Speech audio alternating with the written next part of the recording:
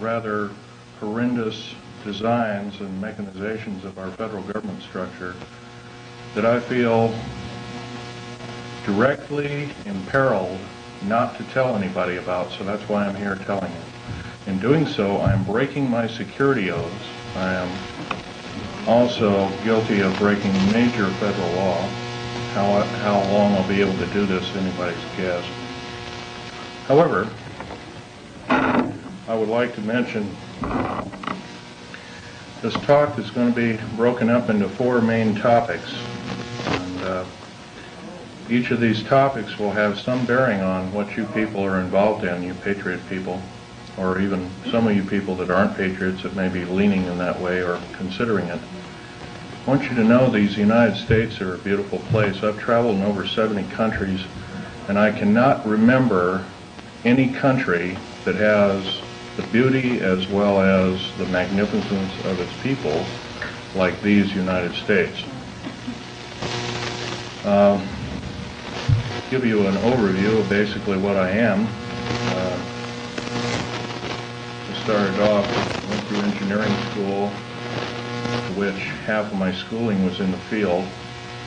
I built up a reputation for being a geological engineer as well as a structural engineer with both military and aerospace applications.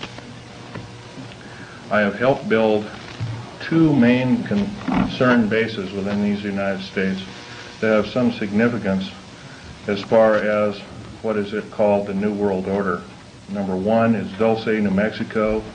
I was involved in 1979 in a horrendous firefight with alien human type, whatever you want to call them, and I was one of the survivors. I'm probably the only talking survivor you'll ever hear.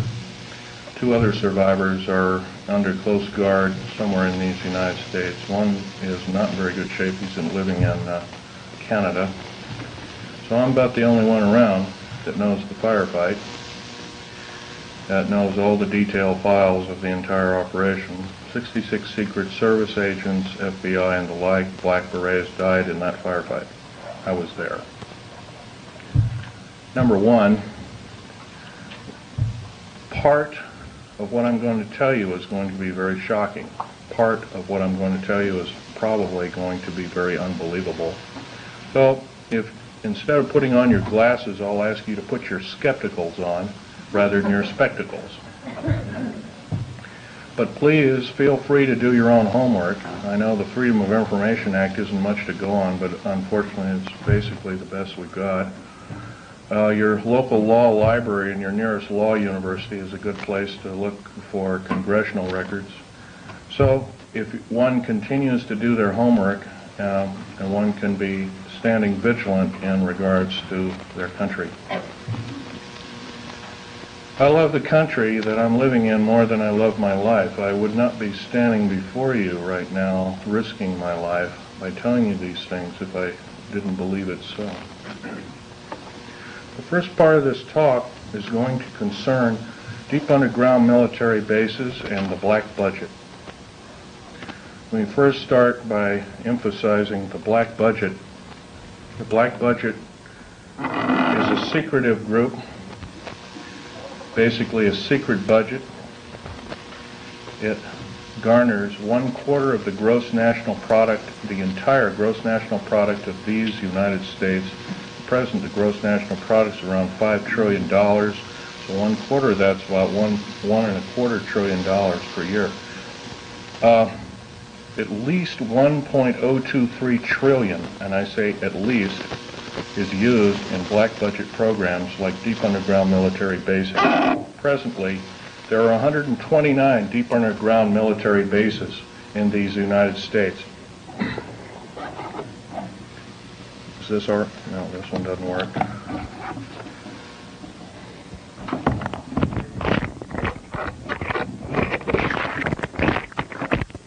Hello? This one's too tall. Anyway, of these 129 bases, they've been building them day and night unceasingly since the early 40s. Some of them were built even earlier than that. These bases comprise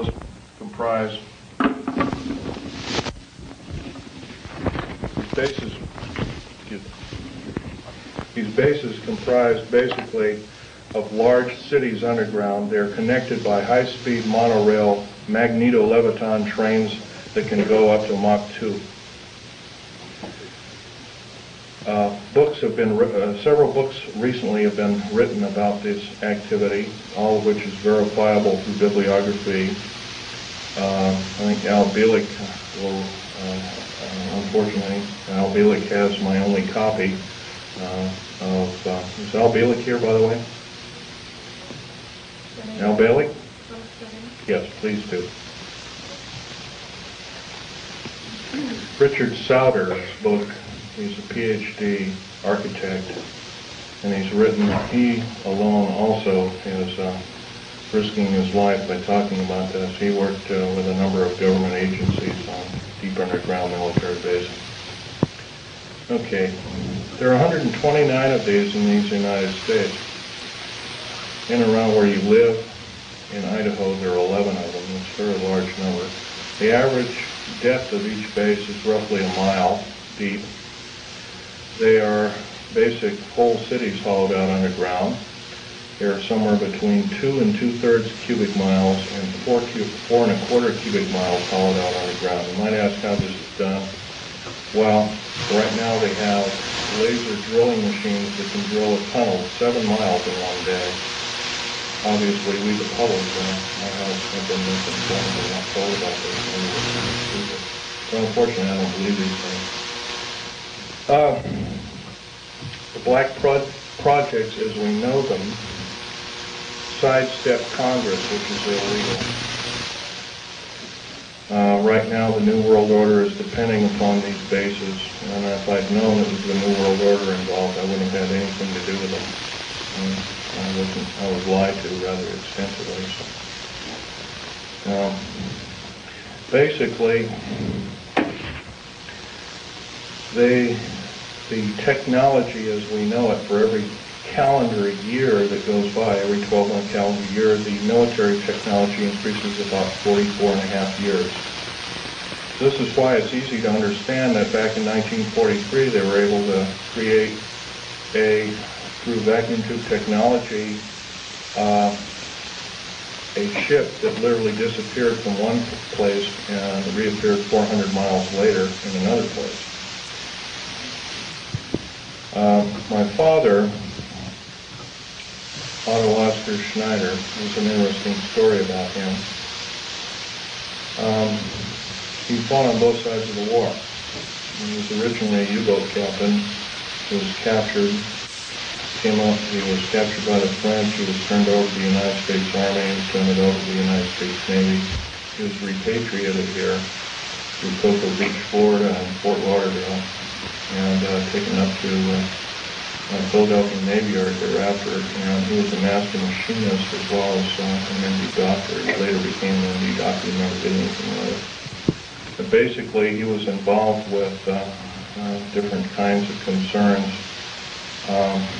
such as A-bomb and H-bomb and Philadelphia experiment and these other kinds of projects.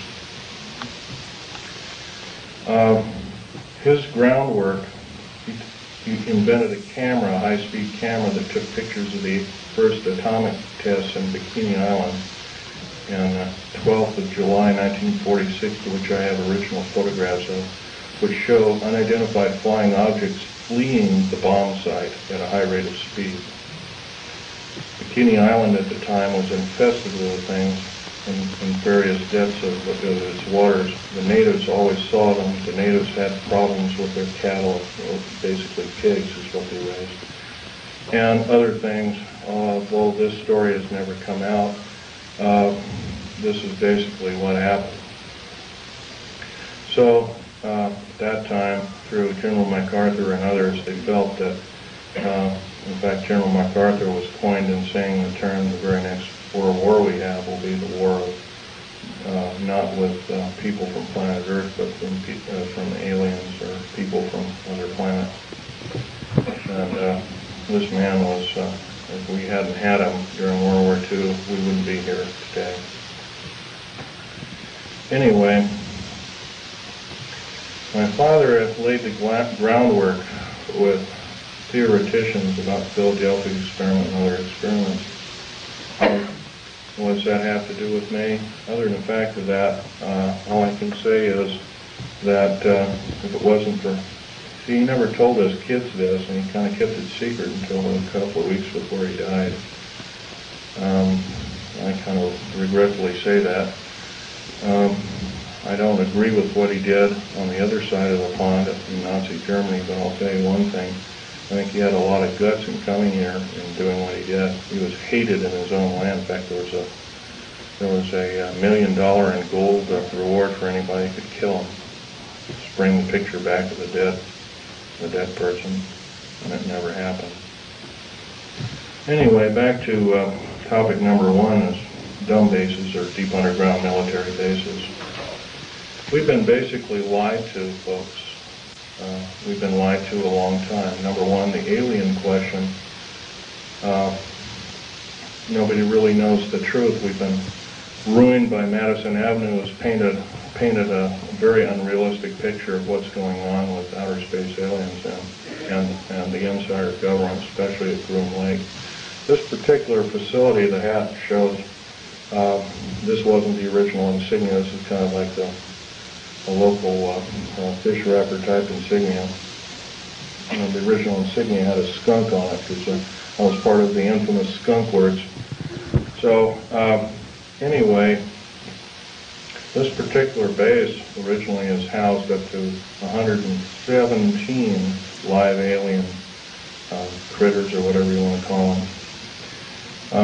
Right now, it's not housing much of anything. Most of the stealth hardware has been removed. They moved it over to Kirtland Air Force Base. First of all, I want to tell you about aliens and the alien agenda. Back in 1954, under the Eisenhower administration, the federal government decided to circumvent the Constitution of the United States and form a treaty outside of the borders of the United States, within the borders of the United States, basically a treaty from entities outside of the borders of the United States, and it was supposed to be secret. It was called the Greada 1954 Treaty, G-R-E-A-T-A, Greada 1954 Treaty. That basically said that the aliens could take a few cows and test their implanting techniques on a few human beings, but they had to give detailed lists of the people involved, etc., etc. Slowly but surely, the outer space aliens slowly altered the bargain until they decided they wouldn't go by it at all. And back in 1979, this was a reality. The firefight occurred kind of quite by accident. I was involved in, we were building an addition to the deep underground military base at Dulce, New Mexico, which, by the way, is probably the United States deepest base. It goes down 7 levels over 2.5 miles deep. But at that particular time, we had drilled 4 distinct holes in the desert ground, and we were going to link them together with shape charge explosives. And then we were going to basically blow out large sections at a time. Well, when I was my job at that time was to go down in these holes, gather rock samples, check them for their particularity, or particle count, give a detailed account of what kind of chemical explosive or plastic explosive to use, and we'll go from there. As I was headed down there, to my total surprise, we found ourselves amidst a large cavern that was already full of outer space aliens, otherwise known as large graves. I was petrified, as most people might be. The only thing I could think of doing at the time was shooting at them. I killed 2 of them, but by the time I could reload and refire at that time, I had a Walter PPK pistol. I was an engineer, so I didn't feel I had to carry a gun underground. I always carried this particular one. It's nice and small, and it's quite effective. But anyway, I killed a couple of these things, and at that time there was several other groups of people down there. It's about 30 people total, and 30 to almost 40 more came down there, and they all got killed.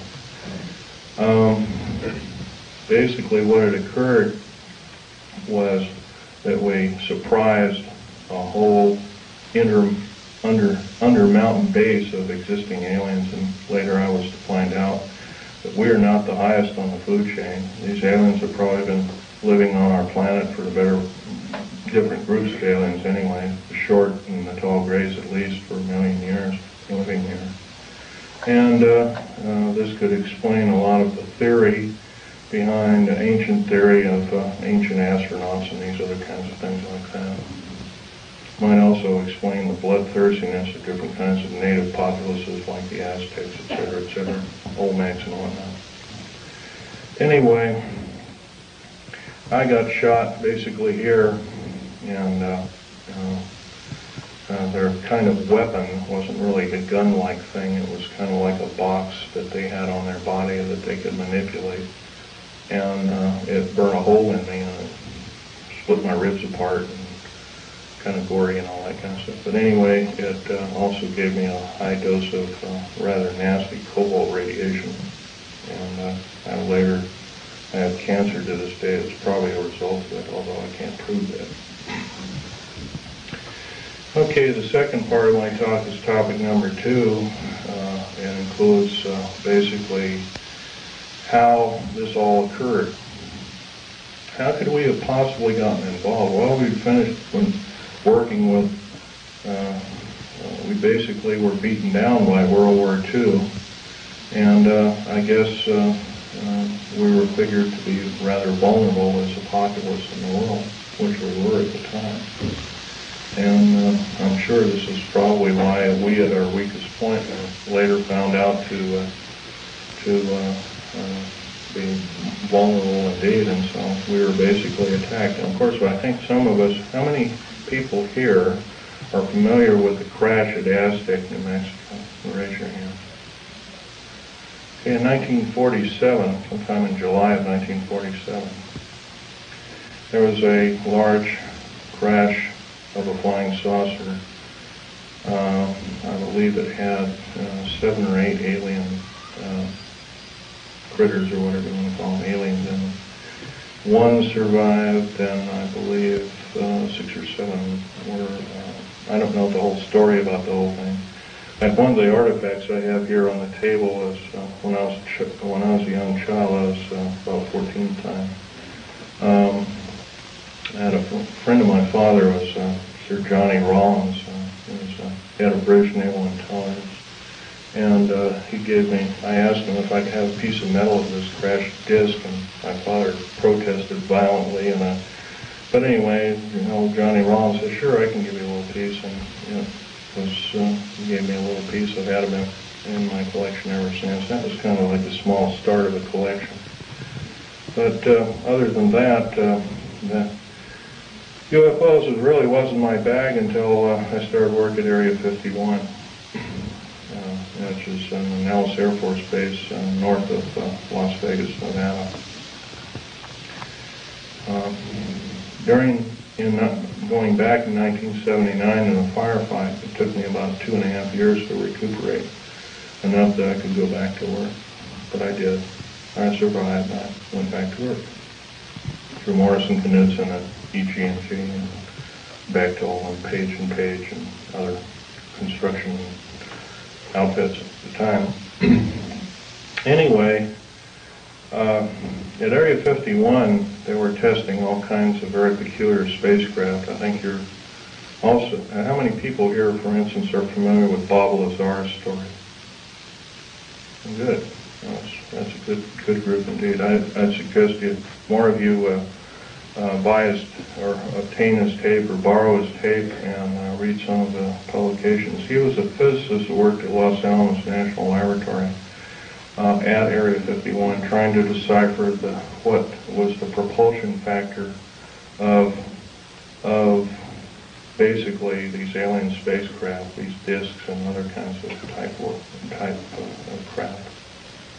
So, but there's another thing I want to talk to you about other than all this stuff about deep underground military basing that might be effective. We're all basically here as kind of like a captive audience, except that we're all worried about the strange activity of our federal government. I'm very worried about it. They've stonewalled senators. They've lied to the public. They refuse to tell the truth in regards to the alien matters. I can go on and on. That the list is it would take longer than there are days here, let alone minutes. So I can tell you that, for in all respects, I'm rather disgruntled that since I used to be a rather high-ranking worker in our federal government structure, I'm very disappointed in the activities of our federal government, very worried. For instance, to run by several topics to you. Recently I happen to know somebody that lives in and around, I live just south of Portland, Oregon. I know somebody that works at Gunderson Steel Fabrication, and what they do is they make railroad cars. And a fellow I know, I've known for the better part of 30 years. He works there. He's kind of a lead welder and engineer. He's kind of a quiet type, and he came in excited to me. He called me up, and I met him, and I tried to calm him down quite a bit. But he told me, he says, well, they're building prisoner cars. They're going to, looks like everything you've been talking about, the federal government is starting to happen. And he was real nervous about it. And I said, slow down, Bob. So anyway, he told me what was happening. He mentioned that Gunderson has got a contract with the federal government to build 107,200 full-length rail cars, each with 143 pairs of shackles in each car. And there are 11 subcontractors in this giant project, and supposedly Gunderson got over $2 billion for the contract. Bethlehem Steel, there's different steel outfits or different fabrication outfits across the country are building them. Anyway, I says, hey, this is a nice, fantastic story, but how does it pertain? And he says, well, I got to show you one of these cars. So we did. We went to the rail yards in North Portland. I call it Graffitiville, USA, because it's wall-to-wall graffiti. And there's a new car, and he popped open the seal and slid the door back, and there they were. Boy, he wasn't wrong, and it's scary. Now, if you multiply 107,200 times 143 times 11, you'll come up with a monster figure of about 15 million. 15 million is about the number of interested people that I would consider patriots of these United States, and other interested people that don't like seeing what's going on with our federal government, that want to do some serious changing but can't do it. See, no more can we vote out our elected officials. They become kings and queens over us. And I hate to say this, folks, but our present structure of government is not democracy at all. It's technocracy. And it's a form of feudalism. It has nothing to do with the republic. To the republic for which it stands, one nation under God. These people are godless. They've voted out, they've legislated out prayer in public schools. First of all, the public school system is a disgrace, but here they voted out prayer. It used to be before you started class in grade school, you'd have a little prayer. That's kind of a neat thing. So now you can't do that. It's against the law. If you do that, by the way, you can get fined up to $100,000 and you can get 2.5 years in prison. Now, somewhere down the line, I don't believe this is very prudent. I believe that we deserve better. We can do better.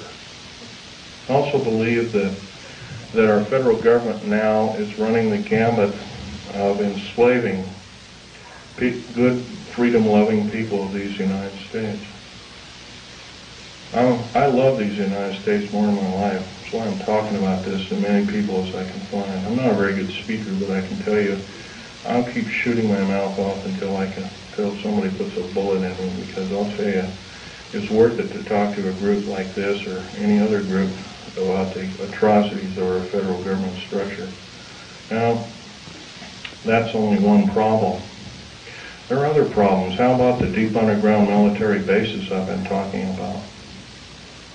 I'm going to show you a number of things that I've collected here as kind of statistics, and just bear with me here. I'll drop the mic here. We have stealth black jets, and here are the different code names for them. There's 29 prototypes, different prototypes presently. Cost per biennium is roughly somewhere around 1.6 trillion. I did this compilation in 1993. Budget from U.S. Congress 5-year plan that we're told about is $247.6 million. You couldn't buy the spare parts of all the black helicopters and the F-117As and the B-1, the B-2 bomber, and all the other 24, 25 prototypes. Couldn't even get the nuts and bolts for that. So we've been lied to, folks, and I know we can do better. Black budget garners this figure, roughly $1.25 trillion every 2 years. Trillion. I'm not talking billion, folks. Trillion. If you don't know what a trillion is, it's 1,000 billion. It's a big number. If you were to regard that in dollar bills, it would be 11 tons of dollar bills. That's how big a trillion is. Okay. The black budget literally means hidden budget. The U.S. Congress never sees the books of this clandestine pot of gold. Contractors of stealth, and I've listed quite a few here. EG&G, Westinghouse, McDonnell Douglas, Morrison Knudsen, Wackenhut Security Systems, Boeing Aerospace, Lorimar Aerospace, Aerospatiale of France, Mitsubishi of Japan, also Mitsubishi Heavy Electric Industries, Ryder Trucks, Bechtel, IG Farben, that's a chemical company, plus a host of hundreds more. Is this what we're supposed to be living up to as freedom-loving people of these United States? I don't believe so.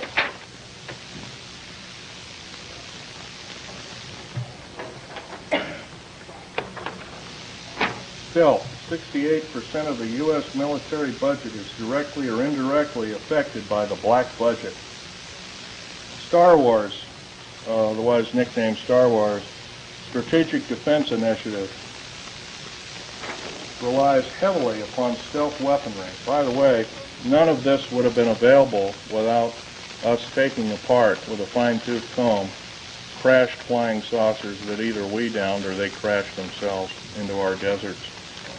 None. All these materials on the table, some of which are formed by our space shuttle. By the way, you might ask, what's it shuttling? Well, it's shuttling large ingots of metal that are used, that are specially milled down.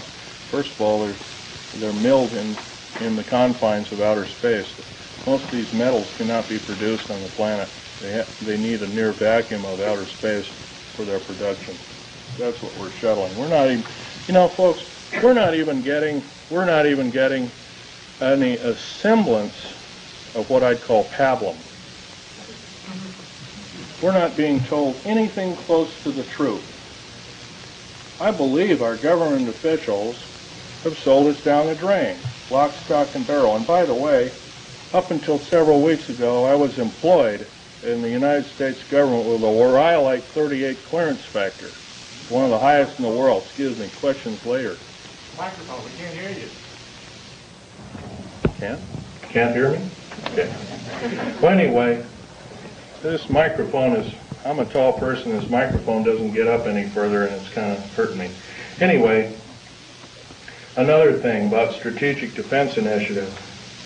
I believe it's there to prevent alien attack upon planet Earth. It has nothing to do with the Cold War. As we have seen, the Cold War was a total farce. and was only a toy, an implement toy, to garner billions and trillions of dollars from good, loving, tax-paying citizens like I am and you are, for what?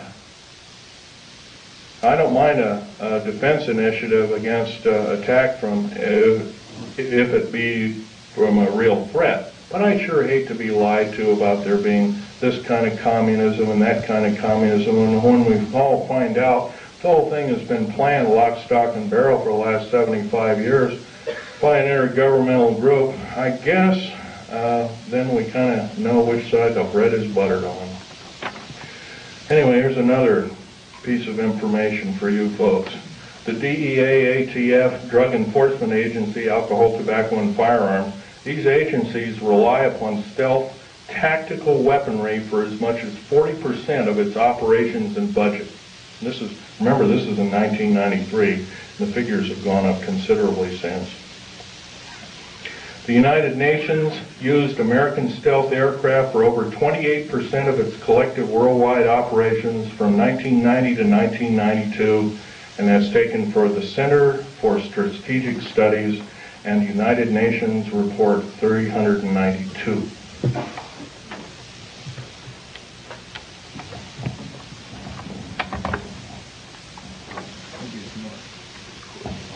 Yeah, I would appreciate that, because I'm having to bend over here and it really hurts.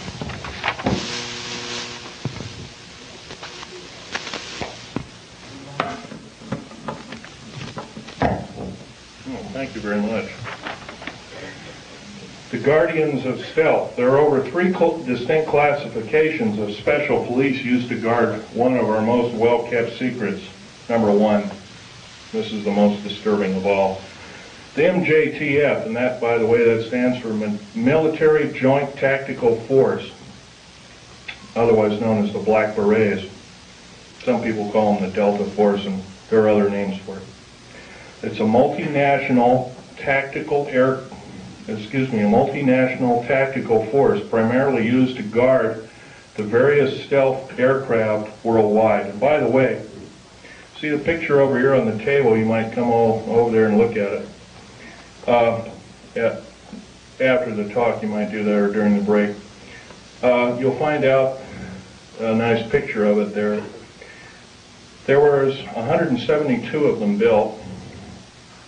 10 of them crashed or were crippled. Something went wrong with them. So it was roughly 162 or 3. I can't remember at last count.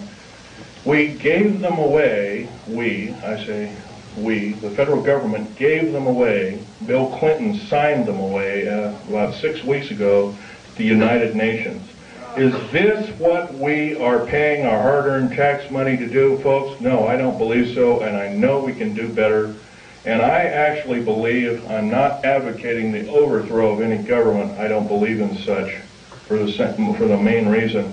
The number one, it always kills the wrong folks.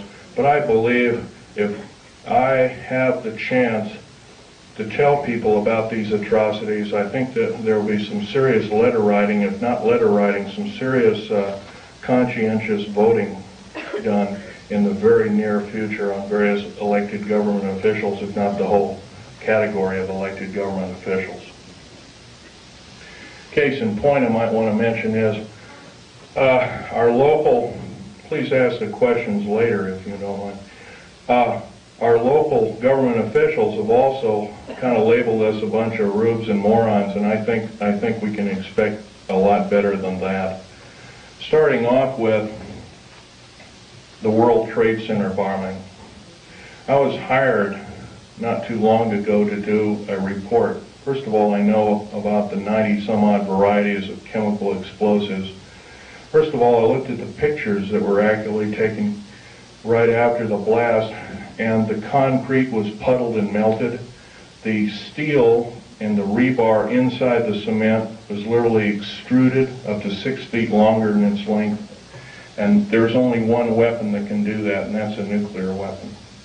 And that's a construction nuclear weapon. So obviously the people that they're looking for, that they say was a nitrate explosive that did the damage, they're lying 100%, folks. the people they have in custody probably didn't do the crime. As a matter of fact, I have reason to believe that that very same group did do other crimes. They killed, I believe, a Jewish rabbi in New York, and maybe this was some kind of scapegoat problem, but I'm not sure about that.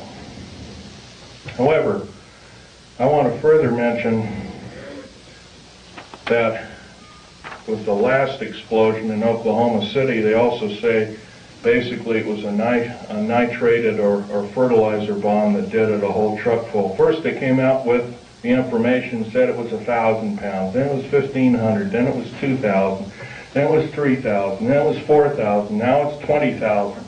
Well, by the way, you can't put 20,000 pounds in a Ryder truck, can you? Now, I've never mixed explosives per se. I know the chemical structure and the application of construction value explosives. I earned a reputation on it. I helped hollow out over 13 deep underground military bases in the United States. I worked on the Malta project. I worked on West Germany on its military bases, and Spain on its, and Italy on its. I can tell you from very sure experience, a nitrate explosive wouldn't have hardly shattered the windows of that building. It would maybe have knocked the facing off. It would have killed a few people, maybe at the most 20 to 30 people tops, but it would never have done that kind of damage. I believe I've been lied to as a member in good standing of these United States, and I'm not taking it any longer. So I'm telling you that you've been lied to. How many people are in this room? You've all been lied to, lock, stock, and barrel, and I do believe if we all get up and say, we've had enough, we want the truth, and if we're not going to get the truth, we want you to step down. If you won't step down, then I do believe our founding fathers told us and warned us that a federal government structure out of control is totalitarian slavery, and I do believe that we have to do something about it. Now, that's pretty serious, hard, down-to-earth talk. But I don't see any way we're going to get around it. I don't perceive at the present time that we have more than 6 months of country life left in these beautiful United States. The present rate. Right now, the so-called Patriot movement, which has been given a stinging blow by Janet Reno, who, by the way, I want to tell you something about Janet Reno. Janet Reno cheated her way through law school like Bill Clinton did. It's provable. It's on the public record. Janet Reno is a confirmed lesbian. I believe there are a lot of wonderful women that would make a great Attorney General of these United States. They're far more educated, they're far more moral than she is. I would hate to think how we are being hoodwinked by such evil people. We are the laughingstock of the world, and I do believe I can qualify myself by saying I'm a tired American, and I'm now speaking out. I think we can do better. I think these people of these United States, mostly older people above the age of 45, are now seriously worried about their own future. And I'm going to give you a run by some scenarios here that are scary indeed.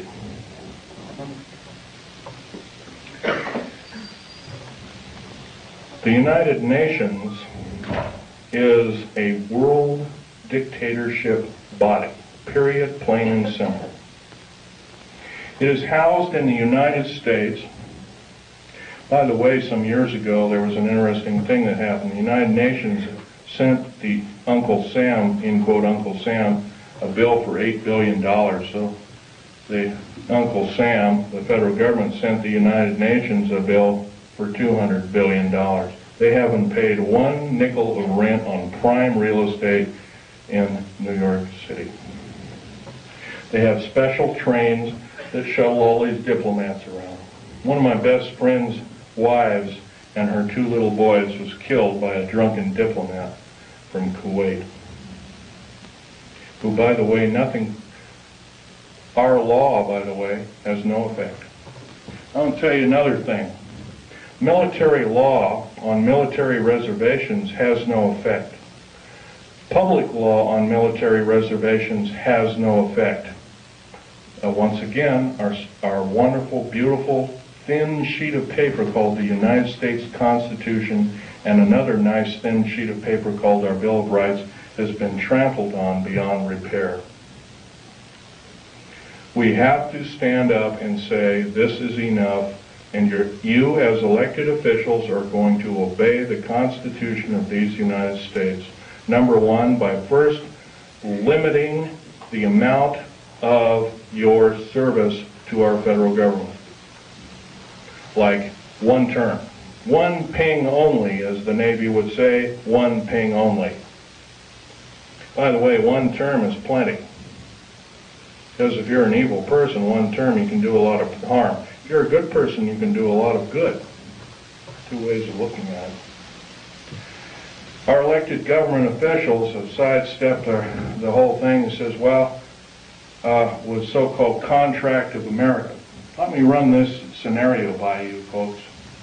Contract of America is the exact terminology that Adolf Hitler used to subvert his people in 1931. I believe we're not of that same caliber. I believe we can do better.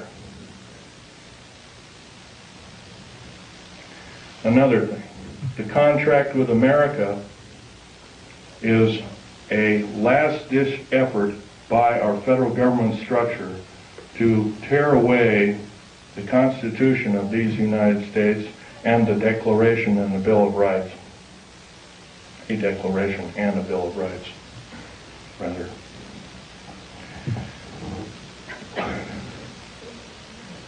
Reading these wonderful piece of paper that were somehow have protected us from economic and other forms of slavery, I doubt if there's more than 50 people in this room, including me, I hate to say, has seriously read the U.S. Constitution. That's a national disgrace. I picked up a book out of a library and I photocopied it. I'm reading it extensively. Our founding fathers separated church and state. It did not legislate any form of judgeship or judge body to say that we cannot pray either in a school, on federal government property, and by the way, you cannot pray on federal government property. If you do so, you're in violation of federal government standards and laws, and you can be guilty of a $100,000 fine and 20 years in prison. I do believe the people that are now in charge are atheists. And if they are not atheists, what are they? I think we can do better. Another thing I want to blow by your ears is the fact that a lot of you have probably seen in different areas black helicopters. There's over 64,000 black helicopters in these United States. For every hour that goes by, there's one being built. Is this the proper use of our tax money? I don't believe so. What in the heck does the federal government need 64,000 tactical helicopters for if they are not trying to enslave us? I doubt if the entire military government structure needs 64,000. Worldwide. Supposedly over 230 countries. I doubt if all the world needs that many helicopters. Stealth aircraft, for instance. The F-117A, there's 157 of the son of a guns going around. You know their sole purpose is? They're all loaded with LIDAR, L-I-D-A-R, and SEER, computer-enhanced imaging radar. They can fly over your house. They can see you walking from room to room. They can tell if you've got an old antique rifle on your mantelpiece. They can see objects in the house with a variation, limit and capability of 1 inch to 30,000 miles. That's how accurate this is. Is this the proper use of our tax money? I would say not. Now, I worked in the federal government for a long time. I know exactly how these people handled their business. Every time I did a job, worked in a federal government installation, I was given a battery of 17 psychological and 8 other forms of tests. First of all, we're supposed to be the militia, but somehow up jumps the Brady bill and other evil bills like it. I don't agree crazy people should be shooting firearms, but on the other hand, I do believe in vigilance. And vigilance is guided by a good spirit who knows the difference between right and wrong, who loves God, who loves talking to God, regardless of what religion we are. And by the way, there's probably in this room, there's at least a dozen different kinds of religions. I might be wrong. But I'll tell you, they're all good. God doesn't respect what religion you belong to, contrary to what you may have been told. I can tell you, though, that if we are to allow the atheist federal government structure to enslave us, we won't have this opportunity any longer. We have to do something about it. How are we going to do something about it? Well, some of us are attorneys in this room, perhaps, maybe one or two of us. Maybe somebody works for an attorney. Maybe somebody knows somebody who is a good attorney. I know that seems like a hard number to come up with, but there are a few of them out there. Maybe somebody knows a senator or a congressman or has had help by such. There's one outstanding in Oregon. His name is Mark Hatfield. That man helped me fight the federal government. See, my father left me these pictures of what he took at Bikini Island, Operation Crossroads. And I'm going to have this one out on the table. It's the original. I'll ask you please carefully handle it and try not to put too many fingerprints on it. Right over here, and I'll point to it, and I'll point to it. Hey, echo. Is a structure that is an unidentified flying object.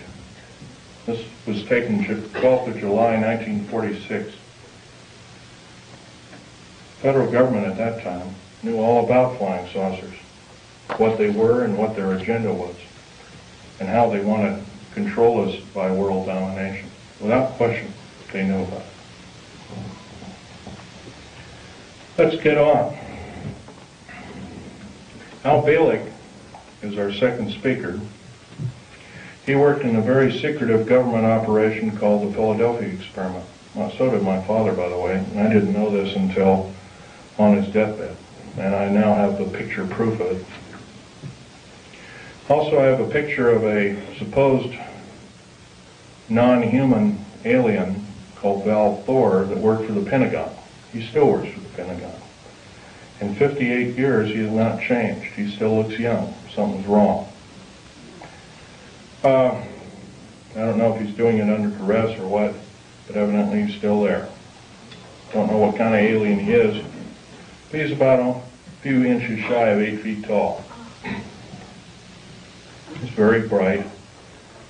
He's worked in the Department of Defense and the Pentagon for, I believe, 58 or 56 years, one of the two figures. So don't tell me, folks, don't tell me, federal government,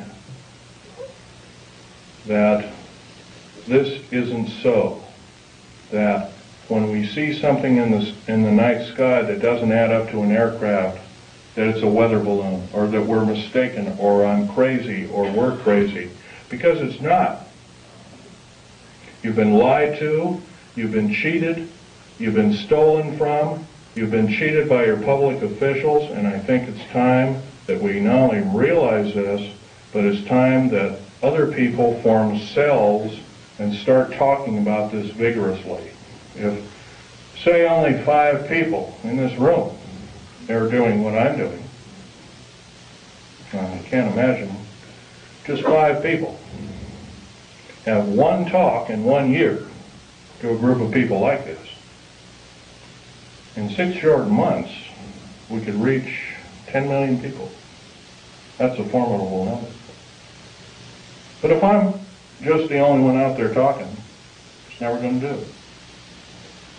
Right now, before the U.S. Senate is an anti-terrorist bill. This anti-terrorist bill, by the way, is going to kill the United States Constitution and Bill of Rights by number one. Number one, it will take away, first of all, it will arm the federal government police force. First of all, I think the federal government's got enough police. There's 1,719,000 federal police officers in these United States. That is more that was in either Germany during World War II or Russia under Stalin and Beria.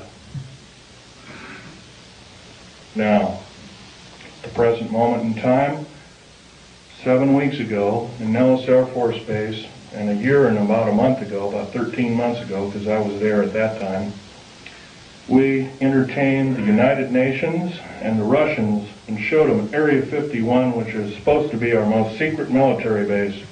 What is going on, folks? Tell you what's going on. We're being sold down the river. We've got to do something about it, otherwise we will not see this country go on as the United States, and I don't think we'll see it go on for a year. I'm saying I don't believe I will see it go on as a country in 6 months at present. Because if the federal government has created the World Trade Center bombing and the bombing in Oklahoma City, which is extremely tragic because it killed probably 40 or 50 children. And by the way, I have absolutely no use for a person that hates children. Our Attorney General, Janet Reno, hates children. She hates men, she hates everything but maybe her own kind. And by the way, if anything is outer space alien, it's her. And Bill Clinton. Well, Bill Clinton is just another big liar out there. But Janet Reno, I can't forgive her for what she's done.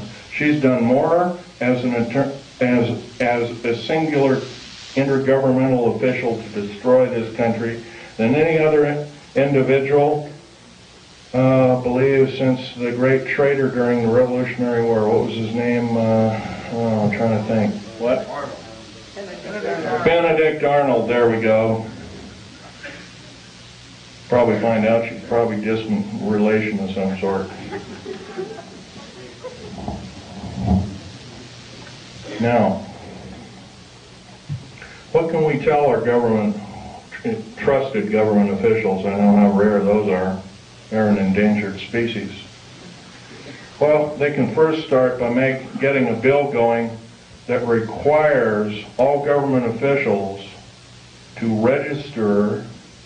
I mean, if they're going to ask us to register our guns and our rights, they have to register their rights. They can register their rights and their guns and their legislative ability through one kind of referendum, number one being they can limit the amount of years that they're in office. If they cannot do this, by the way, if a contract with America, by the way, is really a contract, and all the politicians, or the Republicans or Democrats or whatever you want to call them, to me that's just a label,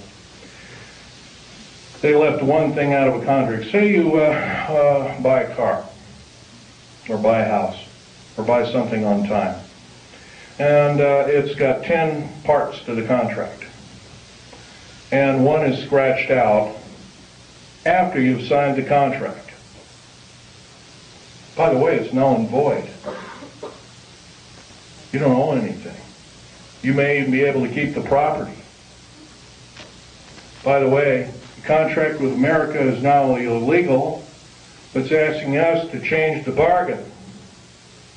The only damn things that change the bargain are the damn outer space aliens, etc., etc. and evil people. I think we can do better than this.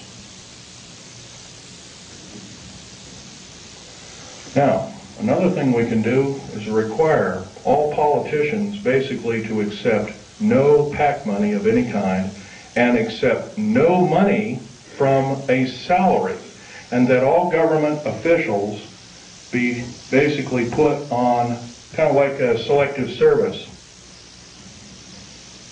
Everybody has to serve in some part of a government structure to some degree.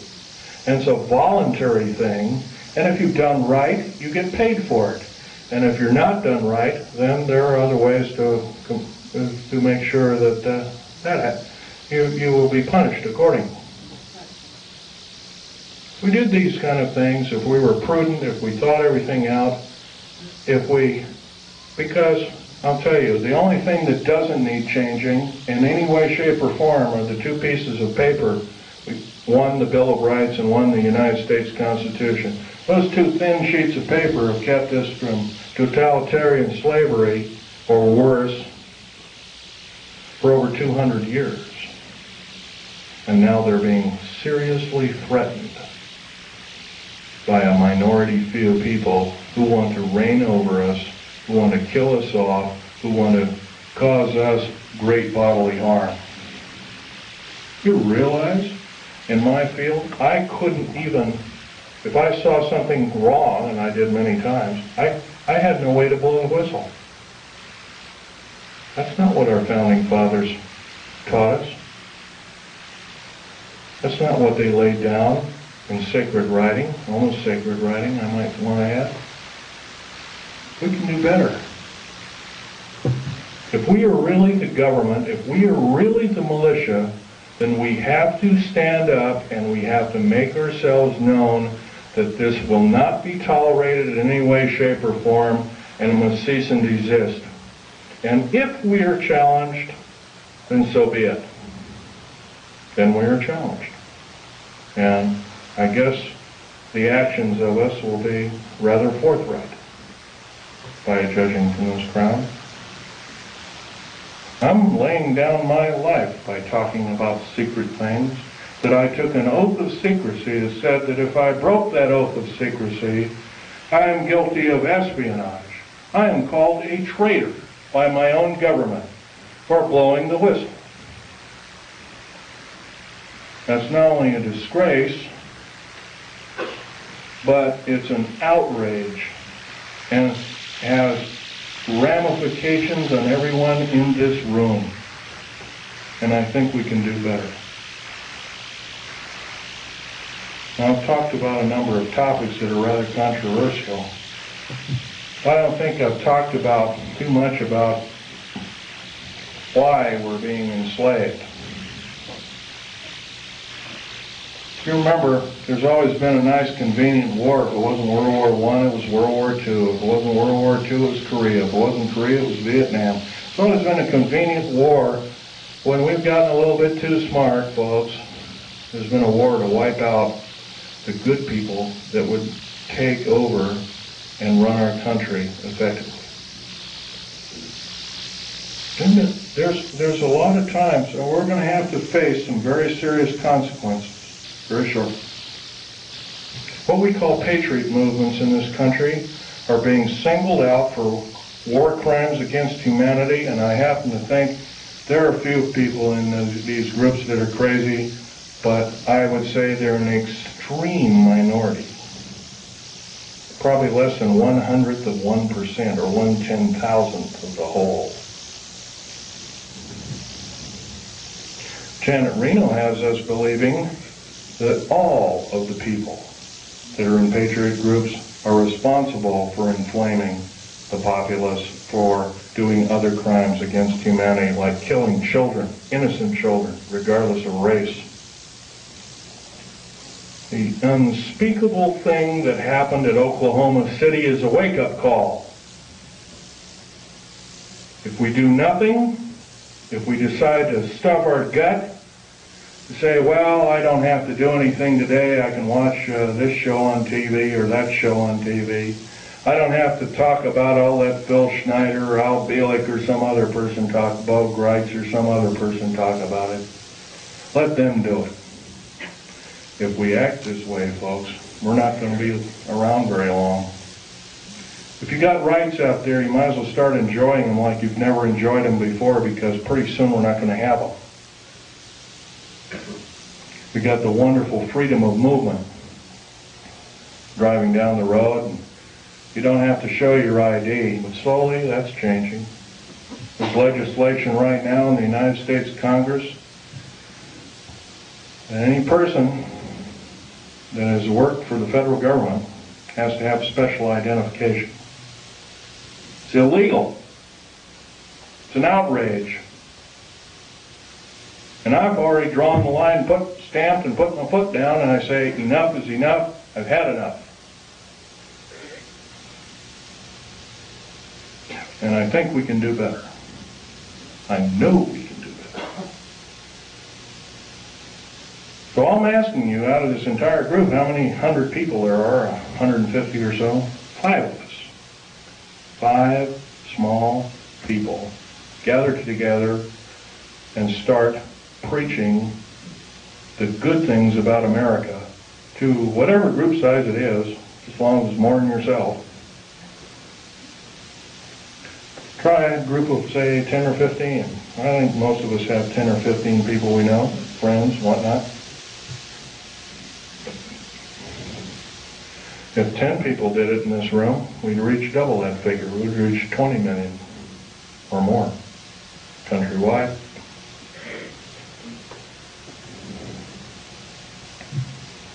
What do we have to do? We have to stockpile weapons and all these other kinds of things. Trouble is with revolutions, they always end up killing the wrong people. Unfortunately, it's starting to look like that might have to be the only scenario to get these parasites off our back. And I'm telling you folks, they are parasites of the first water. They're only out for their own self-gain. And by they, I'm talking about your government officials. Not all of them. There are some that are good. There's some that are honest. There's some that are forthright, that love God, that love the Constitution, the Bill of Rights, and other wonderful works by our founding fathers. But they're few and far between. In the House of Representatives of the United States Senate, there is not one politician that is not an attorney. There is something wrong there, folks. During Abraham Lincoln's time, I know that's a long time ago, 130 years ago, roughly, it was an honor beyond medals and glory to serve in the United States Senate or in the House of Representatives. And there was actually only about 8 total senators and House of Representatives people that were attorneys. The rest of them were common folk like you and like me. But we've been led down the wrong path, folks. If we sit here and do nothing, we're not going to have any freedom. And it's not going to take very long. At this rate of speed and the way things are going, what's going to be the next scenario? Is going to be another bombing somewhere? First it was a trade center bombing in New York City.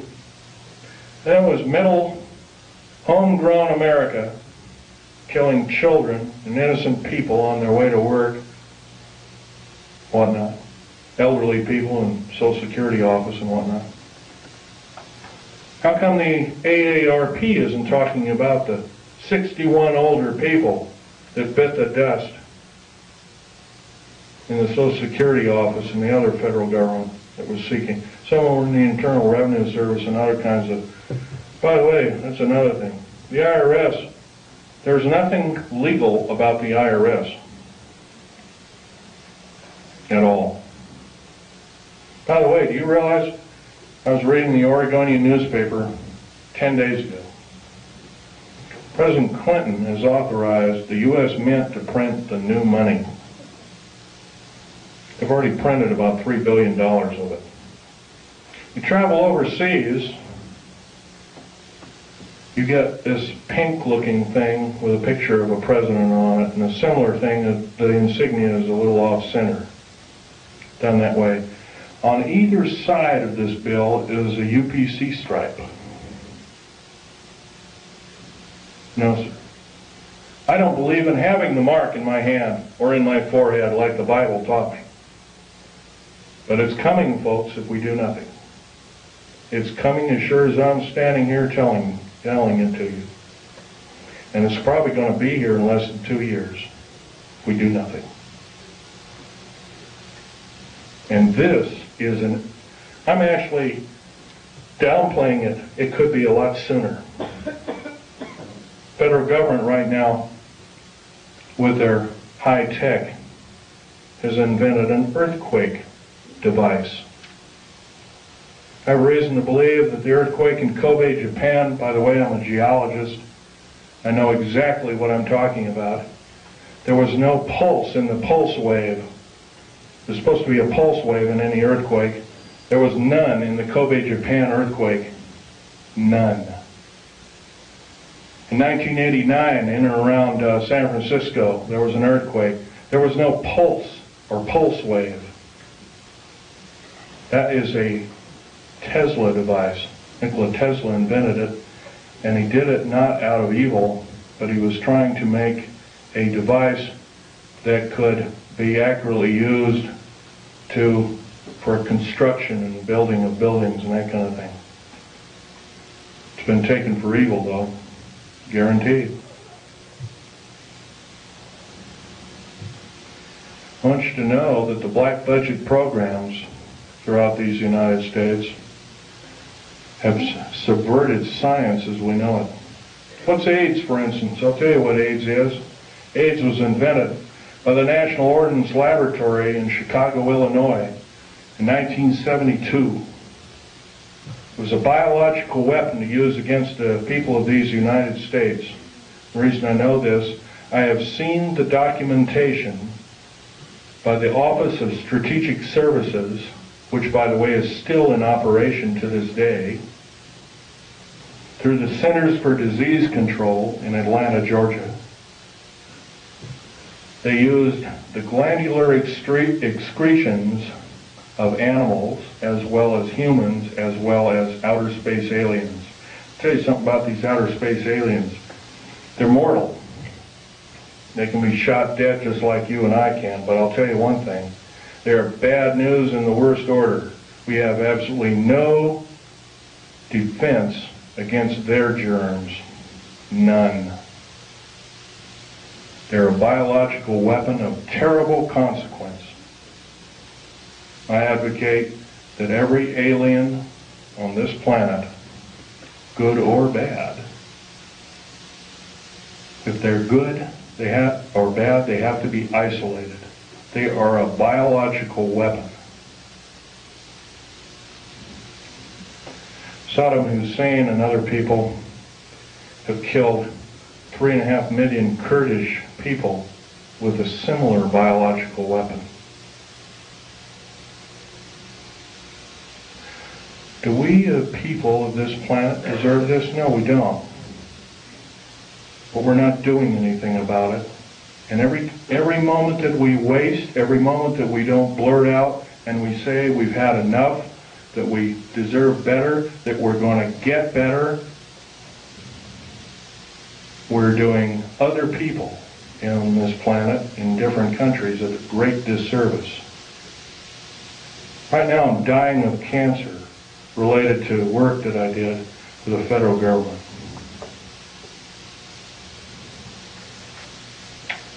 I might live 6 months, I might not. I don't know. I'll tell you one thing. If I keep speaking out the way I am, maybe God will give me the life to talk my head off. I will break every law that it takes to talk my head off. I love my country and its people more than my life. 11 of my best friends in the last 22 years have been murdered. 8 of them called suicide. I finally got wind of one of them. Portland police is now involved in one of them. Not going to mention names, before a grand jury, including the medical examiner's office. Murder by suicide, they call it. My friend Ronald Lee Rummel was an Air Force officer. He's a Silver Star winner. He's a patriot. Murdered because he started speaking out about unidentified flying objects while being still employed as a member of the United States Air Force. How was he murdered? He was drugged. His jaw was broken open. A cheap pistol with filed off numbers called a Jennings J22 was shoved in his hand. Somebody pulled the trigger because they found a piece of a fingerprint or inside of a palm print on the weapon. They also found hair samples. Somebody quickly putting the bullets into the clip.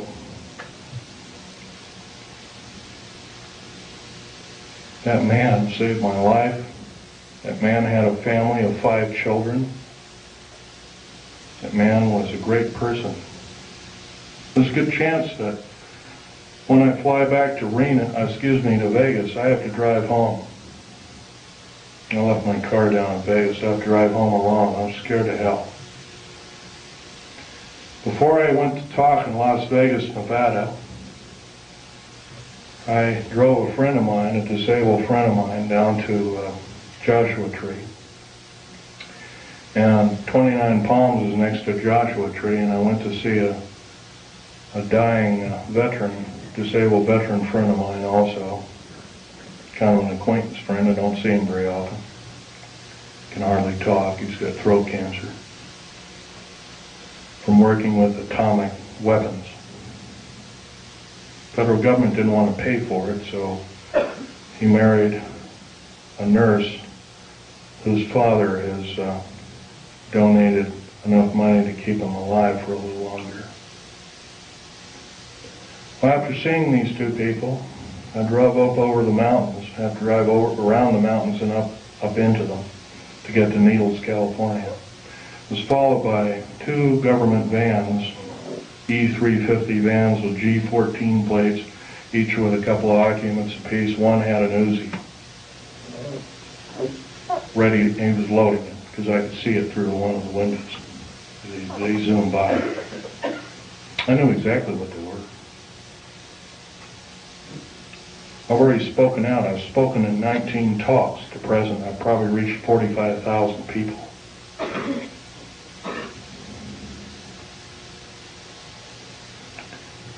Well, they sped up around me. I sped up around them, took a bunch of pictures with a high-speed camera. Then they caught up to me, and it looked like they were trying to force me off the road. I have a Ford Taurus sedan. But what they don't know about that Ford Taurus sedan, it's got a police interceptor motor. It's got an 8-liter motor. It'll do 140 in the shade. So I got up above them, and I come to a screeching halt right in the middle of the road. And the road was just wide enough for my car and maybe a foot on either side.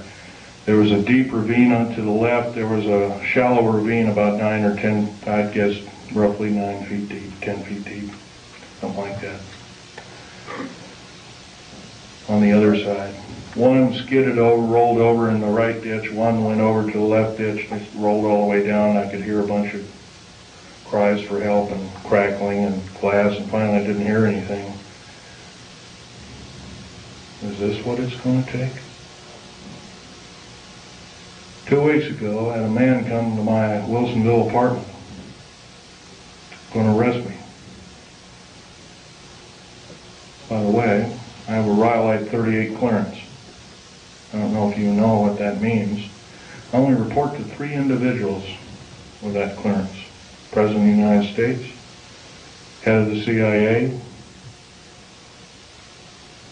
and or a base commander. No one else.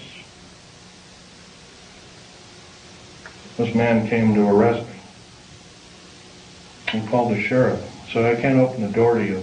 Open the door, well, we'll beat it in. I said, if you beat it in, you're at risk of your life. Are you threatening me? Yes, sir, I'm threatening you. I'm going to call the sheriff right now and have you removed. You're threatening my life. Called the sheriff. Sheriff came, Clackamas County Sheriff car came, pulled right behind him. I know this man very well. I would trust him with my life after what he did. He risked his job. He risked a 22-year career with the police department. He went right behind this guy, prevented him from getting out. He threw a bullhorn. He says, "You are under arrest. Please come with me. I'll escort you out." He was escorted out in handcuffs to his disgrace. Sheriffs have a lot of power in this country. They can arrest FBI, CIA, DIA, and the like. It's a very good thing. Otherwise, I wouldn't be here talking to you. Now, I want to end this talk by mentioning we all know what the Patriot Movement stands for. Every one of us loves America.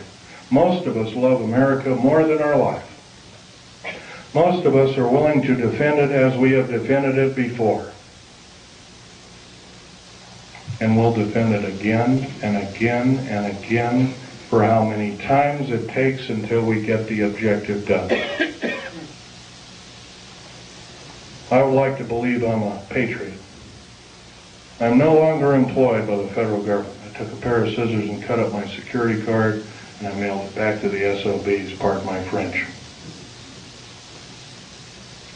I wrote a detailed letter and said, if my life is threatened in any way, shape, or form, I did this.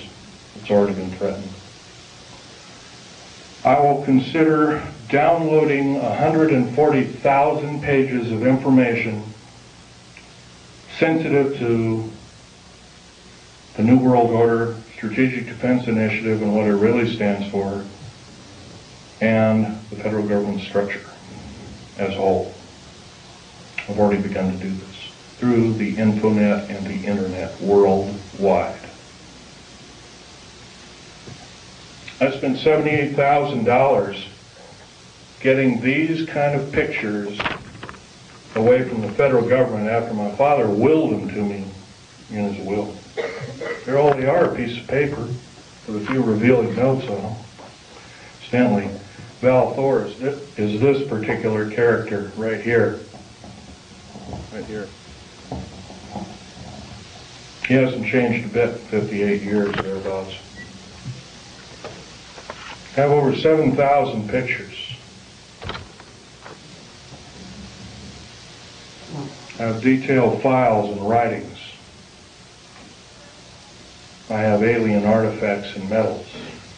You're only looking at half a dozen of maybe 7,000 that I have. I feel you people have to know the truth as best as I could tell it. Thank you very much.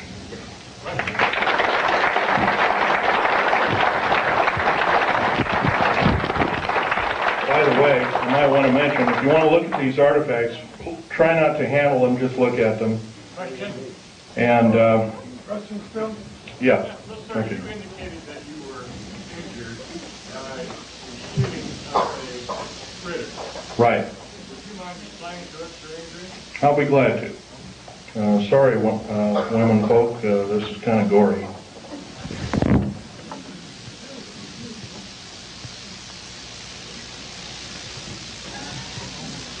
What did you say it was that hit you? Okay. My legs are worse. It was some form of ray weapon that had a high dose of stinking radiation called cobalt, or dirty bomb radiation. I remember the color of the beam, it was a light green, kind of like a light emerald green. Question? You know much about the reverse phase wave? No, I do not. Question? Have you heard the civilian federal transfer center being built in Oklahoma, Louisiana, and I think Michigan? Yes, and I can tell you that there are 50 of them. There's one in every state. Can you describe what their purpose is? Purposes, they are prison camps. Will make Nazi Germany look like a kid's toy. They're very large. As big as they are above ground, they are a minimum of 3 levels below ground. Have you ever heard of Goose Lake, for instance? Goose Lake is a prison. It's a supposed model prison run by Wackenhut. Wackenhut is Fourth Reich Nazi German. They run this entire police state operation in Southern California. It is a low-yield, deep underground military base. It's not military. Wackenhut base, basically. It's buried about 500 feet underground. It is a long runway underground. It's about 3 miles long. It's got 2,700 prison cells in it. There's a track on either side of it. Food and shower facilities are all on. They're kind of like individual cars on tracks, and they service each prisoner. You get to change your clothes once a week. You get a shower once a week. No television, no nothing. Totally underground. Minimum lighting facilities. If you talk, you are beaten senselessly. 2,700 federal prisoners are in it right now. The worst of the worst. I don't know about you, folks. I learned an old song in church. The vilest offender who truly believes a pardon in Jesus is quickly received. I don't believe we or anybody else in these United States has the right to torture anybody. I don't care if they're a murderer, a rapist, or anything else. We should basically get rid of these kind of individuals. But if we do have the guts and maybe a little bit of fortitude to kind of hope that, well, I don't want murder on my hands, and we imprison them, I don't believe this is the way. Question? A comment. It appears that we're way past the 2-year voting cycle to stop what's happening right now. Well, like I said before, start forming cells, enclaves. I hate to say this, enclave has a peculiar, nasty overtone to it. But start forming enclaves, start talking to people, talk your head off. Talk your head off because your life depends on it. I'm not asking you to do what I'm doing. I'm asking you to risk your life for these United States like I am doing. Question over here. You can write your internet address. The fact that Yes, I'll give you my address. these beings are alien in that they come from other planets. Otherwise, we have the theory of being extraterrestrial. Have you in all your studies ever tried to determine whether or not there was an alternative answer? Rather than being extraterrestrial, are they extra-dimensional? And if so, what have you discovered and what authority can you mount to be able to show that as a possibility? Okay, let's take one thing at a time here. Extra-dimensional, they could very easily be. Al Bielek will probably tell you about that in his talk.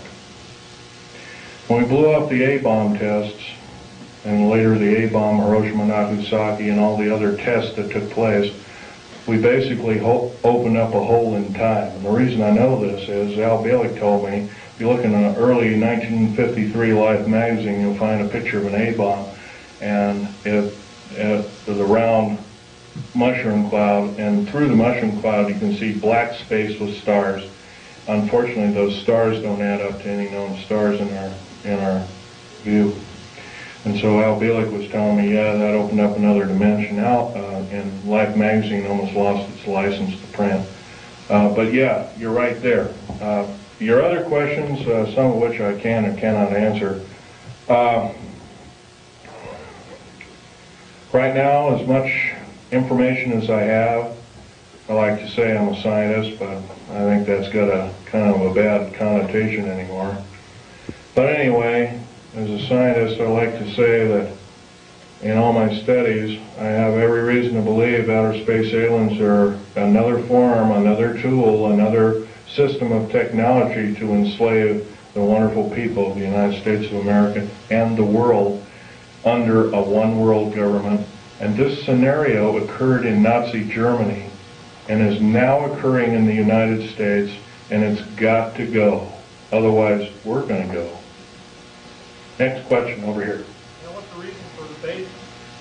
The underground? Pretty obviously, if you take all the 129 D.U.M.B bases, right now there's actually 131 of them. Take 129 or 131 D.U.M.B bases, 10% of them, roughly 14 of them, the largest. They're all cities underground. There's high-speed railways, magneto-leviton trains that attain Mach 2, and Al Bielek will tell you about this in his talk.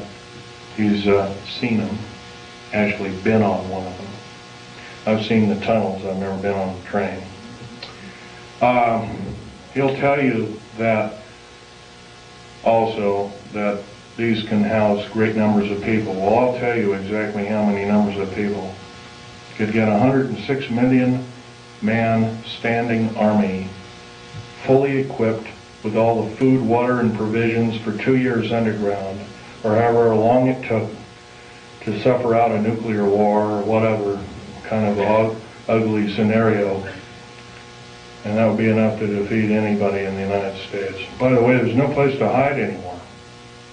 Black helicopters, and there's so many of them. Not just black ones, I'm talking about military helicopters in general too. They have detection devices.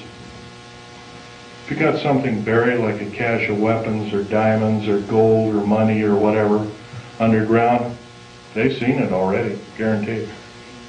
They can detect you in an airport. I'm going to blow this one by you too, because this is a nice little tidbit. Right now, if you're carrying more than $1,000 in your pocket, most of us don't, and some of us do, carrying $1,000 or more in your pocket, you are perceived as being an enemy of the United States and or a drug dealer, and you can be arrested immediately in any airport in the United States of America. By the way, if you look at your money, your 50, 100s, 20s, 10s, 5s, whatnot, and even the ones now, you'll find there's a little thread in there. If you look at it, like on a $100 bill, it'll say 100, and it'll have a little number and 100, 100, 100, and $100 marks all the way on both sides. It's a little, kind of like a little thing that tells you that the beast is still there. We don't do anything about it, folks. The beast is going to claim us, every one of us. Okay, question? Any more? Okay.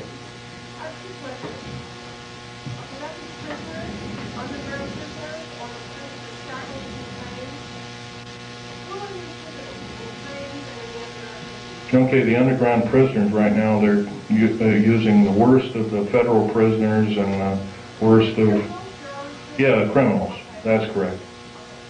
And that's pretty obvious. You add up if you add up 143 per car, multiplied by 107,200, multiplied by 11 general contractors, each with a similar contract, you're going to come up with a figure that exceeds 15 million. 15 million is the number of patriots in America, number of concerned people in America, and also a number of people that could cause the federal government harm in America today, right now.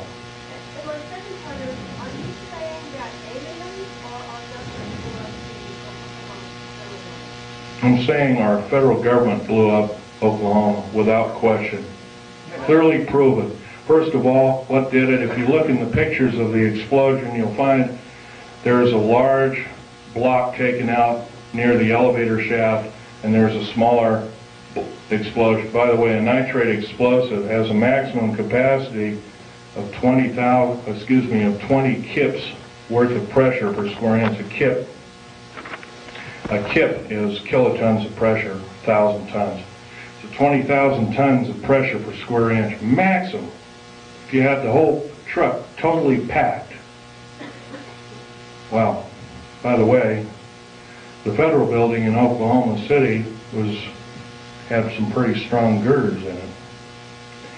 Girders and pillars and stuff like that. The average federal building, especially a new one like this one, has a tensile strength of 200,000 kips. The only thing to tear it apart like that is either a nuclear weapon or a thermite charged, shape charge explosive. Right now, the only thermite charge explosives in these United States are military operated, and they're housed at Mather Air Force Base in California, near Sacramento. Yes? I heard there were 2 explosions still, 8 seconds apart. I wasn't really aware of that, but if there were 2 explosions, I would assume that one was either a reverberant explosion or it was an atmospheric explosion. It was on the seismograph at the university. It wasn't an echo. I'd have to look at it. It's on the back of the sheet I just handed you. Really? Okay. Right there. Okay. And this is the second explosion, is that correct? Right, they're both on there. Right together, they're right together. Mm-hmm. Well, the truck bomb shows an explosion, once again with no P wave, but it has a scalar wave to it. Could have been a scalar weapon, electromagnetic weapon of some sort. The train explosion, once again, also has it does have a P wave, but doesn't have an N wave. Therefore, it too must be a device. No, that's the train that's going by the university. Oh, it is, okay. It's going kind of by the All right. I heard the director being interviewed, and he said the same thing. There were 2 explosions, and they asked him if it could have been inside, and he said... Well, this one here that says truck bomb. No, that's not the bomb. That's a truck right by the university. No, this, okay. It says, oh, truck and bomb, I see, okay. The 2 that are marked bomb, once again, have the configuration. It's called the squared sine wave configuration, or Crazy Ivan, as the Navy calls it. Squared sine wave with no P wave, it would have to be a mechanical device, without question. I could prove that, but it'd be kind of boring laying the figures out. Okay, another question? Yes, ma'am. How do you respond to Christians who are apathetic about saying it's all prophesied in the Bible anyway, the New World Order, the mark of the beast, and, I want Jesus to come anyway, so, why fight it? How do you respond to that? Prudence. What you know best to be. Pray about it. Prayer. That's the only prudence around worth saving. Next. This lady here has a question. Okay. Is it true, you know, if you're using a balance or stuff before you know what you need, that it behind just have colonies on Mars? It's quite a possibility because, for instance, the New World Order and the elite, as we call it, built and funded Hubble telescope.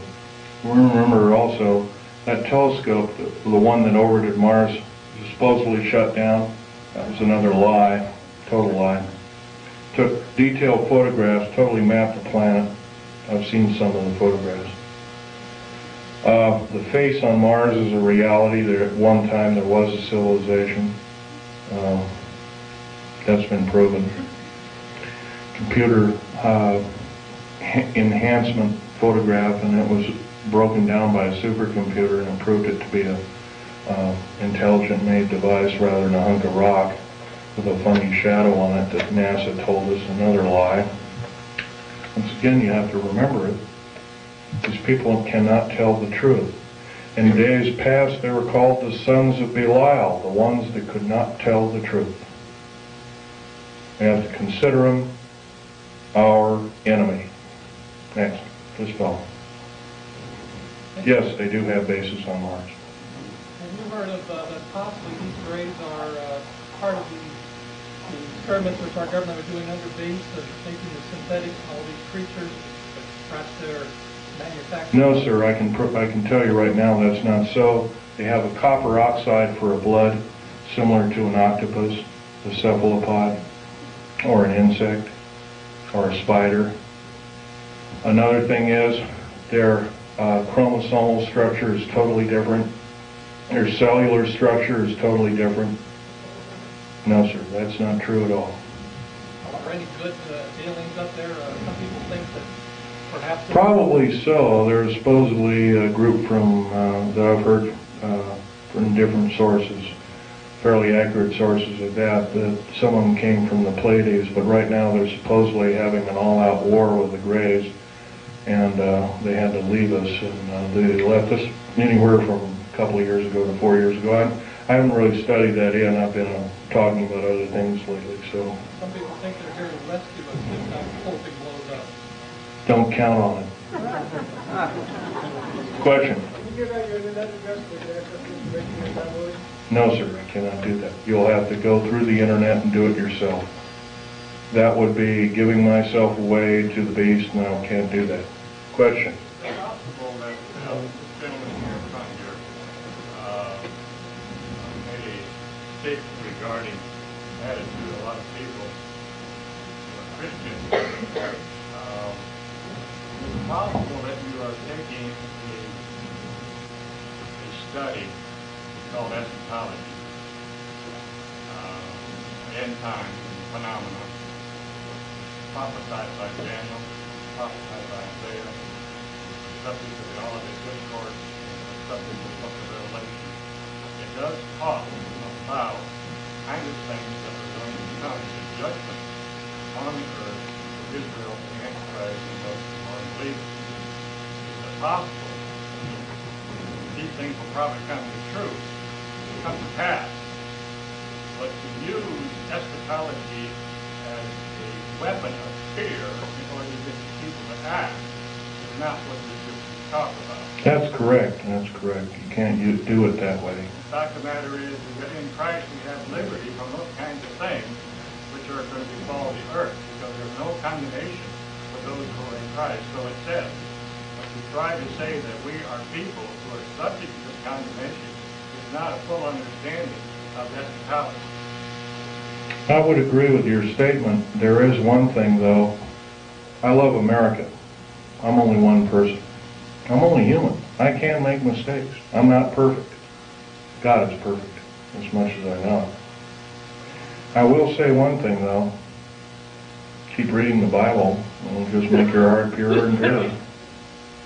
It'll also improve your prudence, and improve your state of mind overall. Would it be more profitable to get further into Christ and get further into ourselves?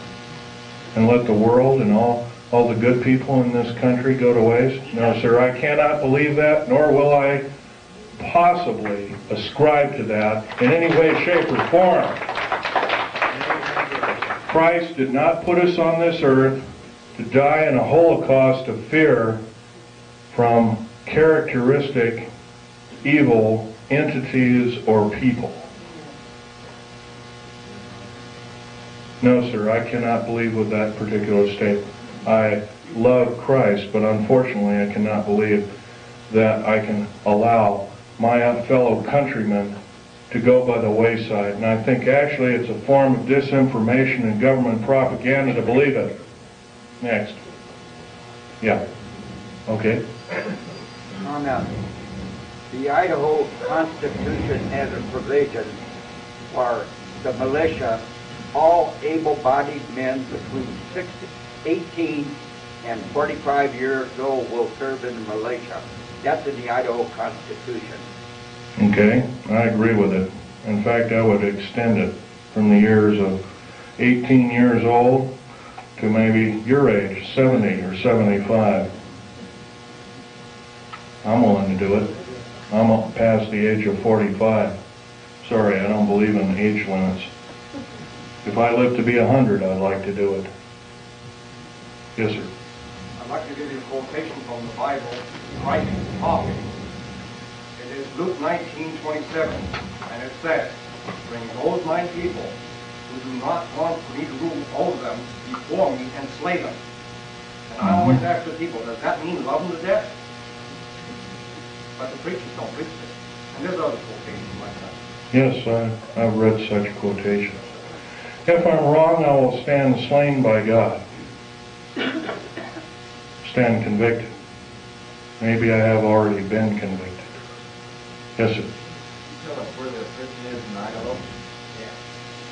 Near Coeur d'Alene. What was that question? Would you state the question again? Where is the federal prison that you're talking about in Idaho? Well, there's several federal prisons. There's a new one being built near Coeur d'Alene, Idaho.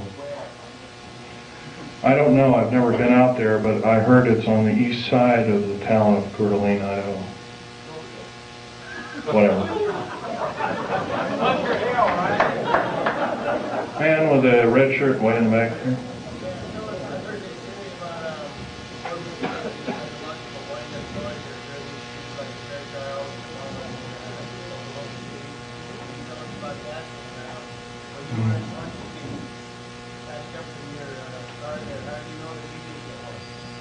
I don't. And I haven't heard about such things, but I'm sure there might be such things. There are things that were used against the Afghan people. There were things that looked like innocuous toys, and there were high explosives that killed a lot of people.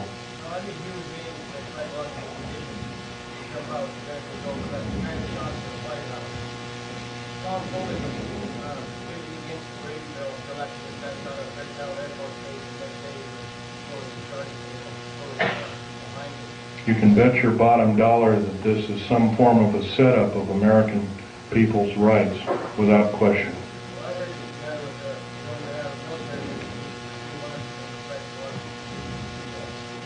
Yes, I believe that too. The U.S. Navy presently spends about 1/16 of the entire black budget allocated to them on psychological programming techniques through the RAND